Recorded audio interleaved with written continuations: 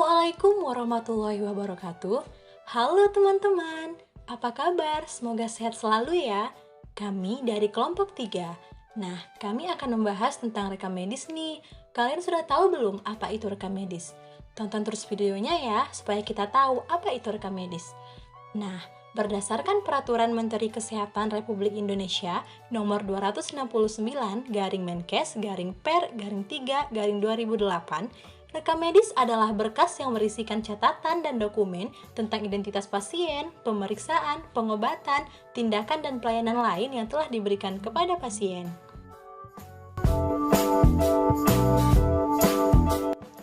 Selanjutnya, apa saja sih yang termasuk kegiatan rekam medis? Nah, yang pertama ada pencatatan, yaitu pencatatan identitas pasien berupa data khas, diantaranya ada nama, tempat dan tanggal lahir, jenis kelamin, alamat, status perkawinan, dan data sosial seperti agama, pendidikan, pekerjaan, identitas orang tua, identitas penanggung jawab pembayaran. Yang kedua, ada pengelolaan berkas dokumen atau penyimpanan, yaitu upaya pengelolaan rekam medis agar isinya lengkap, mudah dimengerti, mudah disimpan, dan mudah diambil kembali jika diperlukan.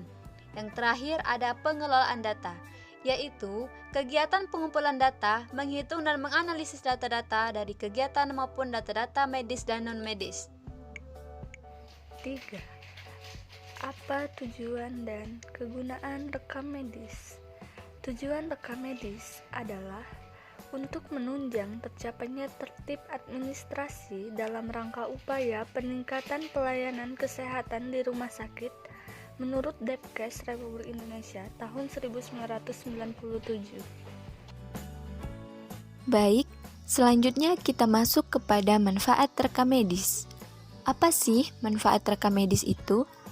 Rekam medis bermanfaat sebagai dasar dan petunjuk untuk merencanakan dan menganalisis penyakit, serta merencanakan pengobatan, perawatan, dan tindakan medis yang harus diberikan kepada pasien.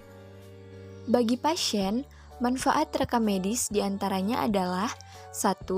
Untuk mencatat jenis pelayanan yang telah diterima. 2. Sebagai bukti pelayanan. 3. Memungkinkan tenaga kesehatan dalam menilai dan menangani kondisi risiko penyakit. 4.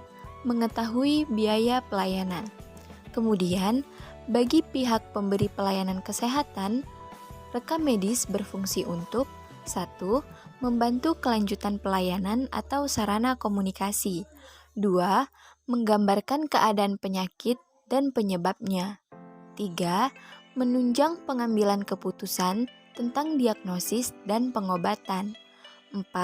Menilai dan mengelola risiko perorangan pasien. 5. Memfasilitasi pelayanan sesuai dengan pedoman praktek klinis. Selanjutnya, di sini saya akan menjelaskan bagi manajemen pelayanan pasien. Yang pertama, mendokumentasikan adanya kasus penyakit gabungan dan praktiknya. Yang kedua, menganalisa kegawatan penyakit. Yang ketiga, merumuskan pedoman praktik penanganan risiko. Yang keempat, memberikan corak dalam penggunaan saran pelayanan atau utilisasi. Dan yang kelima, melaksanakan kegiatan menjaga. Baik, selanjutnya, bagi penunjang pelayanan pasien, yaitu yang pertama ada alokasi sumber, yang kedua menganalisis kecenderungan dan mengembangkan dugaan, yang ketiga menilai beban kerja, yang keempat mengomunikasikan informasi berbagai unit kerja. Selanjutnya, bagi pembayaran dan pengganti biaya. Yang pertama, ada mendokumentasikan unit pelayanan yang memungut biaya pemeriksaan. Yang kedua, menetapkan biaya yang harus dibayar. Yang ketiga, mengajukan klaim asuransi. Yang keempat, mempertimbangkan dan memutuskan klaim asuransi. Bagaimana tata cara pelaksanaan rekam medis? Yang pertama, kepemilikan rekam medis. Sesuai Undang-Undang Praktik Kedokteran, berkas rekam medis menjadi milik dokter gigi, atau sarana pelayanan kesehatan.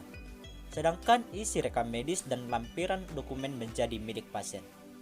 Yang kedua, penyimpanan rekam medis. Rekam medis harus disimpan dan dijaga kerahasiaannya oleh dokter, dokter gigi, dan pimpinan sarana kesehatan. C. Pengorganisasian rekam medis. Pengorganisasian rekam medis sesuai dengan Peraturan Menteri Kesehatan Nomor 749A garing Menkes garing Per garing 11 garing 1989 tentang rekam medis saat ini sedang direvisi dan pedoman pelaksanaannya.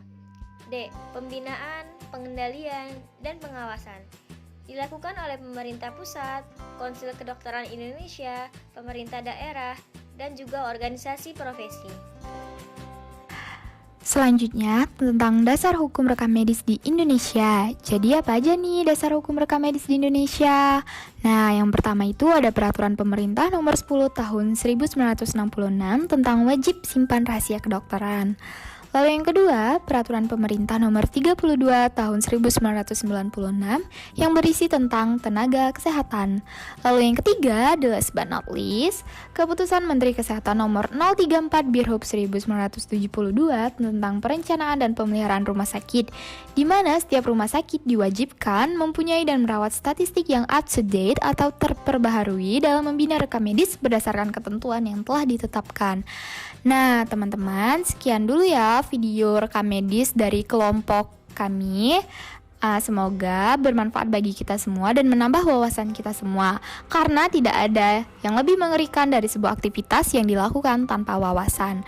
Nah, terima kasih semuanya telah mendengarkan. Nothing's gonna change my